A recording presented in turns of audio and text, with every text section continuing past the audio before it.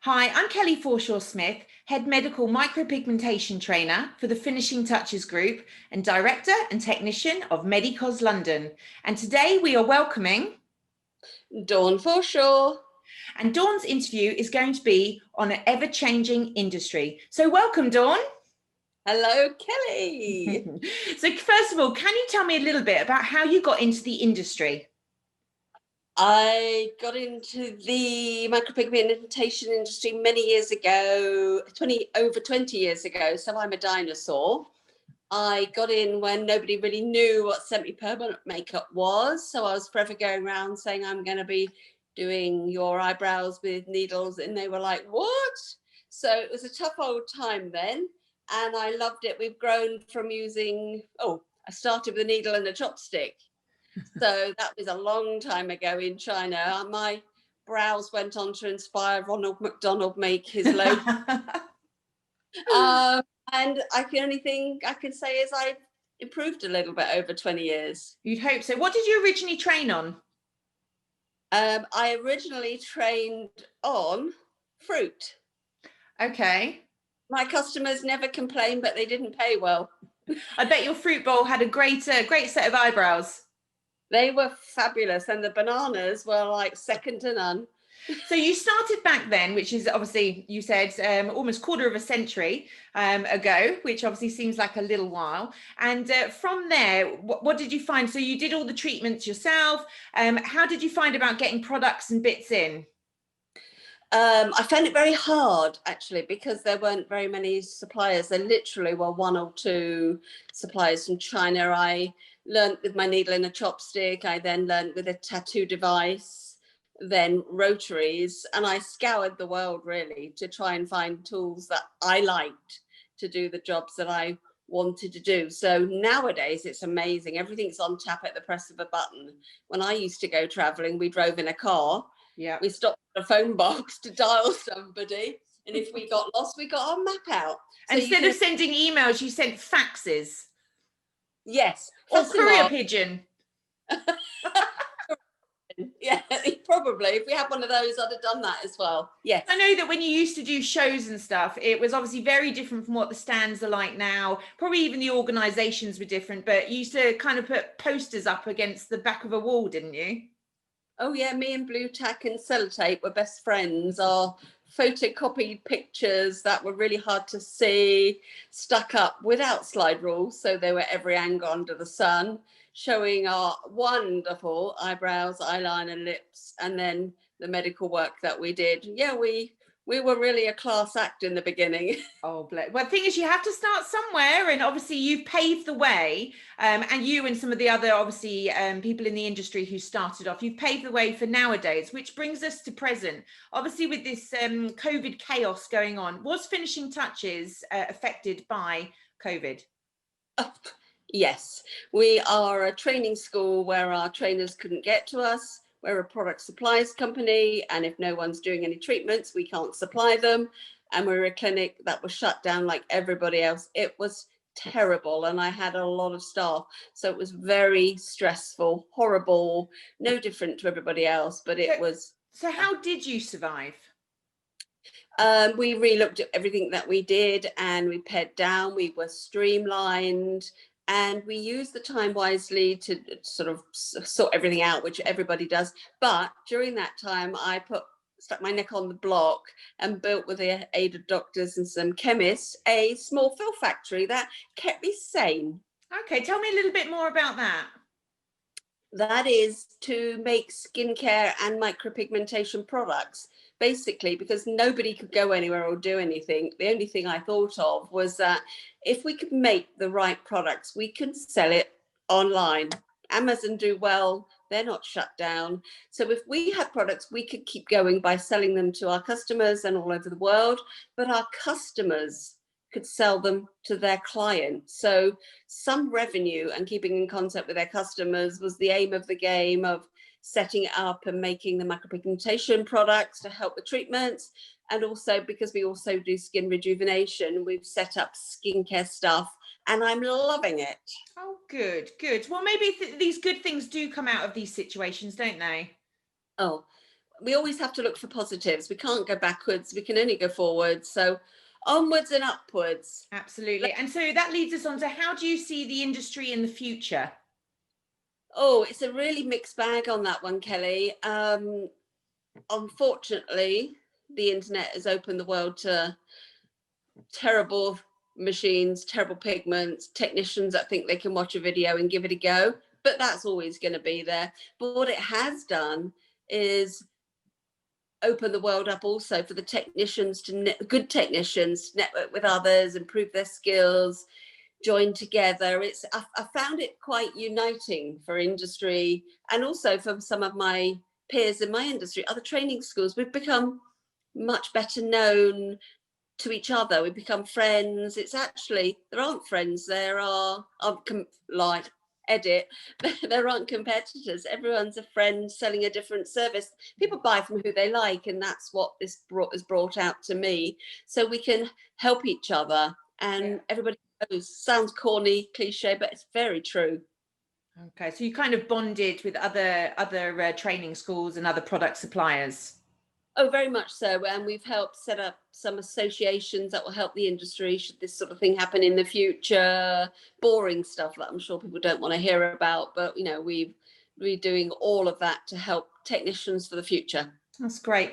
What tips would you give somebody who's thinking of joining the industry? Research. Look at what's around. Don't look at glossy pictures. Study it. Oh God, that's a minefield. That I've only got a short interview. I could waffle on day on that one. But spend their money wisely. Okay, so do their research. Look on. I think also if they're thinking of, say, doing the makeup side, the cosmetic side, look at who the trainer's going to be. Make sure that they've seen the healed pictures without all the filters on. Find out who they bond with as a training school, who they're chatting to. I think that's always important. If I was looking, that's what I'd want to be doing. And you're doing very well. Thank you. Well trained. What tip would you give to anyone who's already in the industry moving forward? Well, during lockdown, all the good techs got better. They had time on their hands, something they didn't have before. They've all practiced, improved. They've all adapted to try and do their own social media to get better. So there's a big world out there of a lot of good people. So the tip is not just be good, learn how to shout about yourself and get your greatness out there. Yeah, no, absolutely. What is your favorite memory of the industry? My favorite memory? Have a little think. On the spot. It's a funny one. It's very unprofessional, but I was doing some treatment. It was when I was doing treatments. I had a big bank of treatments, medical treatments, eyebrow treatments, all in a big centre. And I was in charge of I had the clipboard. I was, in charge. And I think I win the gold star for a lady came in, showed her into a treatment room, told her to take off all her clothes and sit and wait for me. And when I got back, she duly had complied, but I got her mixed up. She was coming in for eyebrows. So you basically made a lady take off her clothes, and she did it. Yes. And she was having eyebrows. She thought she was having areola. Yes, I got my names. Yes, oh, that is a terrible faux pas. Oh, that would have made me giggle out loud. What about your most poignant patient that you've treated over the years? Oh, well, that is no thought. That's Shalita. She's the burns the torture victim who has inspired me and makes me cry, makes anyone cry who we tell her story to. When she came to speak to us, she was so traumatized from her journey, and a long, horrible story. But her carer, who looked after her because she was blinded, she had her eyes gouged out. So the carer that was assigned to her married her, and they had a baby. And I love it, and it makes me cry. Aww. That's why I love medical. Yeah, I mean, I happen to obviously know the Shalita story. I know Shalita very well myself, and all of her journey is on, I think it's on my Facebook, or the Finishing Touches Facebook as well. It's only bits of it. We're still yet to tell her full story, but there's obviously a lot more that goes in that. But if anyone wants to see that, then obviously subscribe to below, and also write in the comments, and we'll make sure we get that sent out, and a bit more information as well. So what is your favorite part of the industry? Oh, I think I've just said that. I love medical. So that's brows for alopecia. That's people in need, you know, Florence Nightingale move over. I like that. I like making people smile. As long as I've got enough money in the bank to feed myself, look after my family, look after my granddaughters. I like doing treatments that make me personally happy. People that make smile when they look in that mirror is my biggest buzz. I always say that I feel like I've got the best job in the world. Without a doubt. But actually, I'm really, you know, good runner up now is making the serums and the potions fantastic. I'm loving it. I'm like a nutty professor. We'll go with the nutty. Yep, I'll take that one.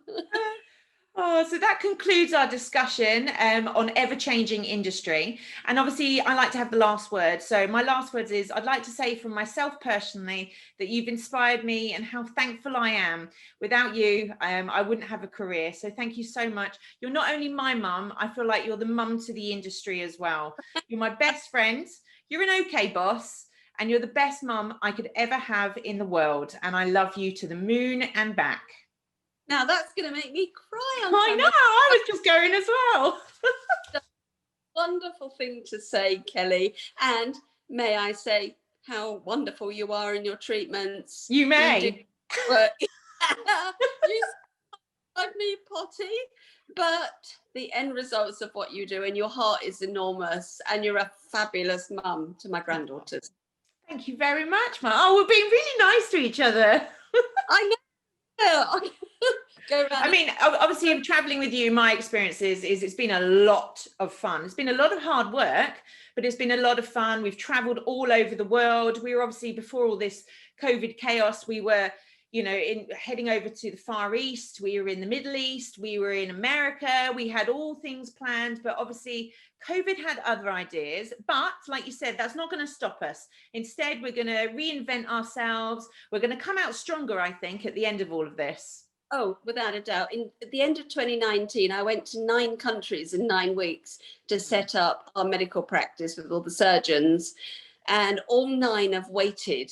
And so what 2021? 2020 was our warm-up act. So actually, let's look positive. I'm really excited to do that. But my makeup side of my business, my skincare, all of that's all going to get an overhaul because we've had time. That's the one being in lockdown that's given us no money but time. No, absolutely. So bring it on, I say. Ready for 2021. Bring it on indeed. Dawn, thank you so much for joining us, and I will speak to you later on. Dawn, mummy. I love it. All right, well, take care, and I'll speak to you very soon. Thanks, Kelly. That was easy. Thank you. Bye-bye. Bye.